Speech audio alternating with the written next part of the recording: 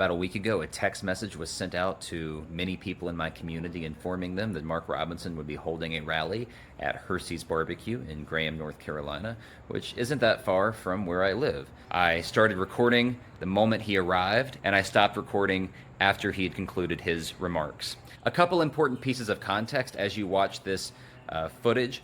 The guy introducing Mark Robinson is Sheriff Terry Johnson. He is the sheriff here in Alamance County. Throughout his 20-some years in office, he's been the subject of many lawsuits and investigations, some of them surrounding allegations of racial profiling. In 2020, the Alamance County Sheriff's Department, under Sheriff Johnson's leadership, arrested and even pepper sprayed unarmed, peaceful protesters as they were marching to the polls to vote in the 2020 election in downtown Graham. So he's the guy who's introducing Mark Robinson, and as you'll see, the Stump speech pretty quickly veers into the territory of disinformation and conspiracy theories. Mark Robinson is saying things particularly regarding Hurricane Helene relief efforts that are false, and I want to make sure that I'm doing everything I can with this platform that I control, the Hometown Holler, to provide that context and do what I can to stop the spread of disinformation. Okay, sorry for the rambling. I know it was a lot, but I think it was necessary. Without further ado, here is Lieutenant Governor Mark Robinson in Graham, North Carolina, telling us about why he should be our next governor.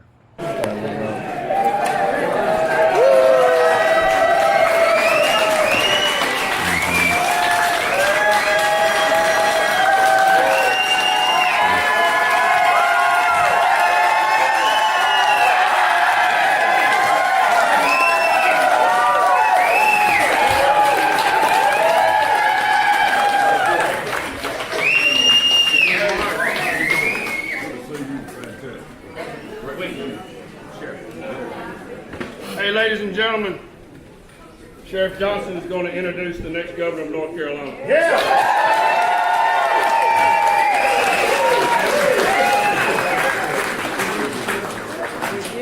Folks, it gives me great honor to introduce the next governor of North Carolina. And I want you to remember one thing. All right, the Democrat Party has been trying to smear him and all of our people running. Yeah. And we need to get people out to vote this man in as governor so this state can get back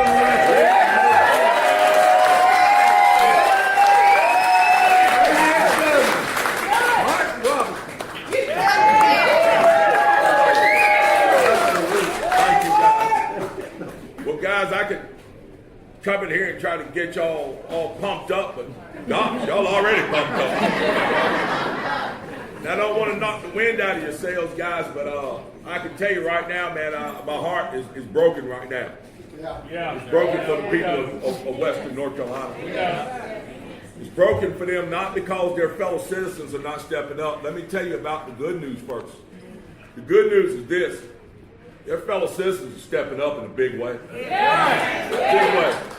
We were down at the Hickory Municipal Airport yesterday, and their missions, 55 helicopters, 56 helicopters flying in out, rescuing people, recovering people, unfortunately, delivering food, delivering medicine, getting to people that nobody else can get to. And guess who's doing it? Private people. It's just people. People from all over. People that have answered the call. People who have seen their fellow citizens in need. People from North Carolina, South Carolina, other states. They're pouring in because they see the need and they came running. And guess what they're here for? Guess what they are here for? They are here to do the right thing. What political party we were in, when they pick somebody up off the ground that needs help and they're taking medicine to people, they're not saying, well, what political affiliation are you? They're there for the people. They're there to deliver for their friends and for their neighbors. Guys, that brings me to the second part of this. I'm going to tell you all something right now. I have not said this a lot in public, but I'm going to say it, and I hope they play this on television. I am sick and tired of politicians who put politics before people. I'm sick of it.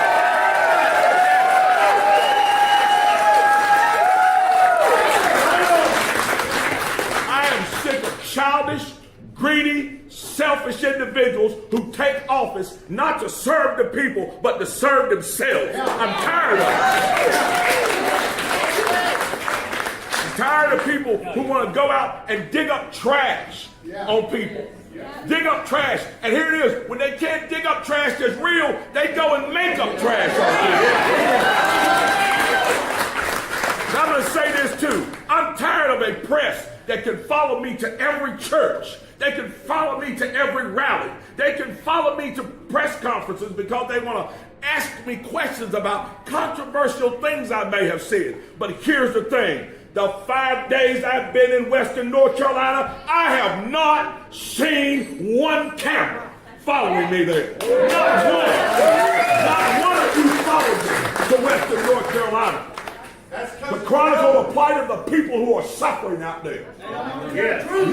You should count yourself ashamed that you have not done it.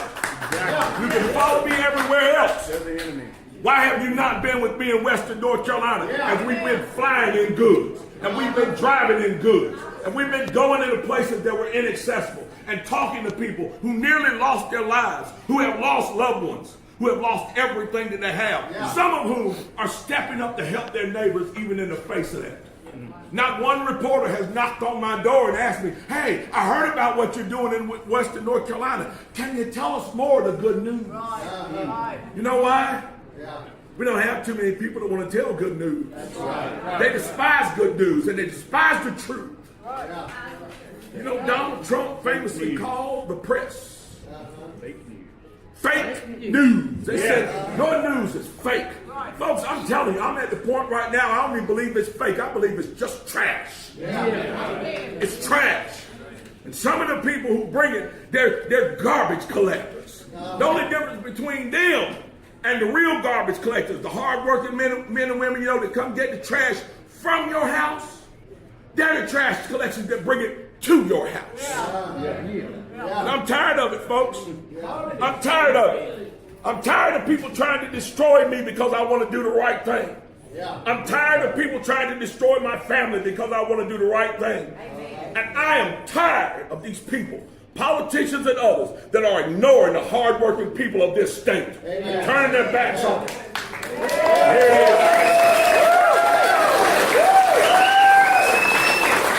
Chief Number is our governor, and I'm not shy about saying it.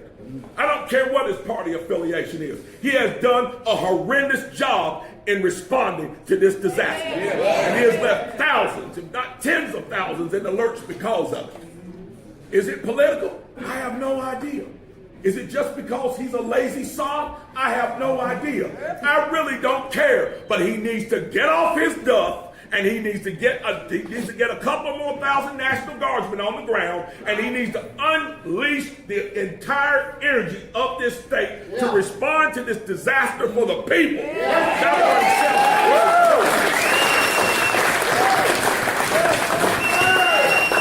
Guys, I promised myself I wasn't going to get fired up, but I can't help it. I can't help it because I'm angry. I've talked till I'm blue in the face. I've talked till I'm blue in the face about what I believe. About how I believe that this state is our economy is built on 5 pillars.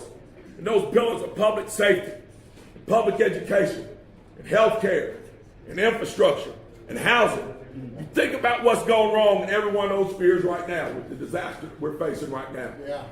And then you think about who is the person that appoints the people over those things and the power that that person has.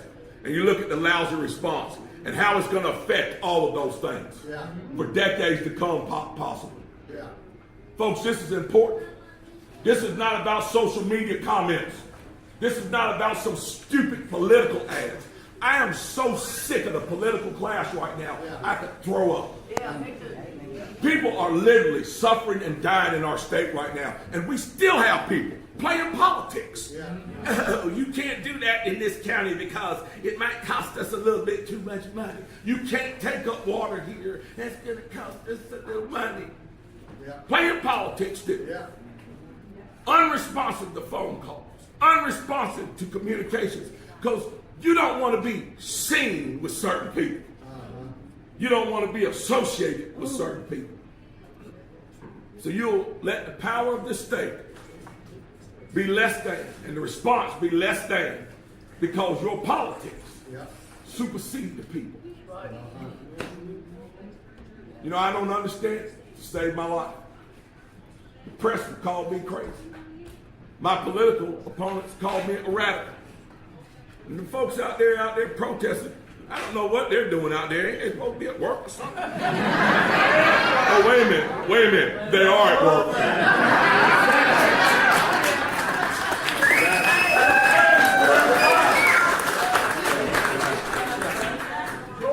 Like Ronald Reagan once famously said, there they go again.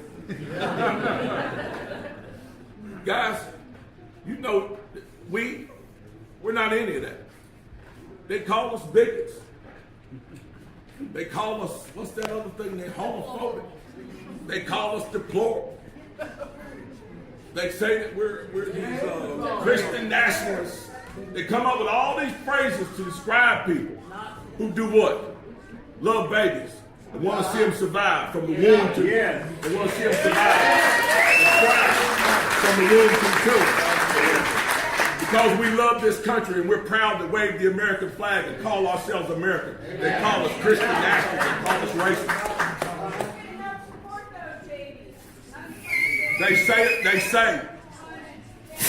They say that we're radicals. They say that we're radicals.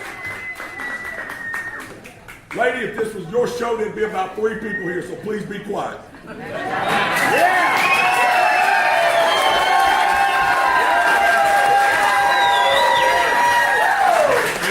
And two of them wouldn't like you. They say we're radicals because we believe in the simple concept that the United States of America, which people are literally dying to get into, is the greatest nation on earth. We're radicals because of that. Guys, we're not the radicals. We're not the radicals. No. We're not the fanatics. We're not any of that. What we are is what we appear to be on that ballot.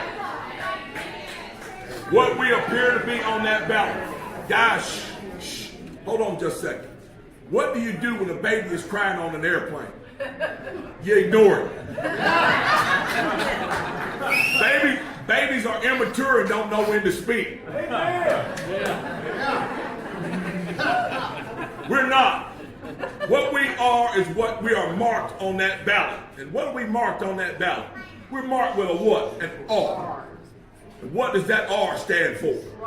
Republican. But it also stands for this. It stands for right. Yeah. So we're right on the issues, folks. We're right on public safety. We're right on public education. We're right on health care. We're right on infrastructure. We're right on housing. We're right on the border. We're right on the national economy. We're right on national security. We are right. And the left, I'm not even going to call them Democrats.